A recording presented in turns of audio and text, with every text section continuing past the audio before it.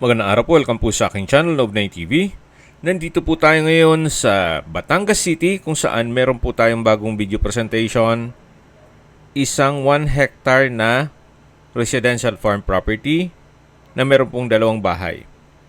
Ito po yung isang bahay at yung isa to follow po ang video.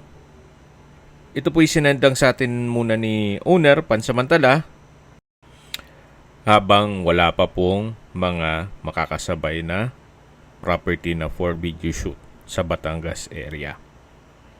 Pero ganun pa man, kung sakali po hanap nyo isang sobrang tahimik na lugar at nasa mataas na lugar kung saan sariwa ang hangin at malamig po ang klima, ito na po yung hinahanap nyo.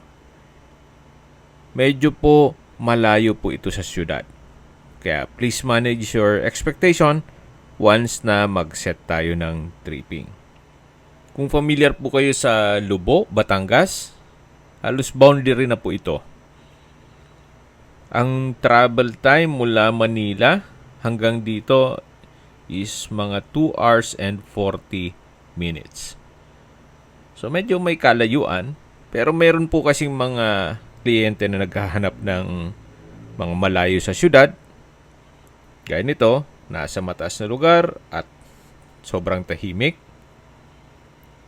Pero ganun pa man, may access na rin po dito ng tubig at kuryente. Tungkol naman sa internet, siguro sa area meron na rin po, magpapakonek lang kayo.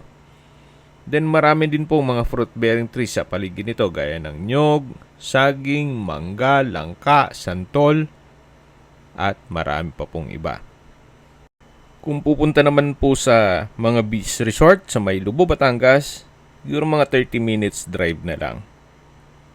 Tungkol po pala sa dokumento nito, ito po ay tax declaration, pero nakapangalan na kay owner. At sa presyo naman, binebenta po nila ito sa halagang 11 million pesos. Kung may mga katanungan po kayo, tawag lang po kayo sa aking numero. Okay, summarize ko lang po. Ito pong property ay nasa dulo na po ng Batangas. From Manila, 2 hours and 40 minutes drive. Then, kita nyo naman po, nasa mataas na lugar po ito. Then, may mountain view. At ang sukat ng lupa po nito ay 1 hectare. O 10,000 square meters. Ito pong bahay ay livable naman. Ganun din po yung pangalawang bahay. Pakiabangan na lang po ang full video sa aking mga YouTube channel na The Nov9 TV channel, Nov9 TV Listings, Nov9 TV On The Spot, at Nov9 TV Updates.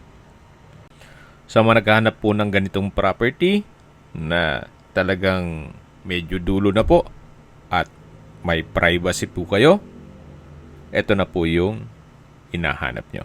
Maraming salamat po.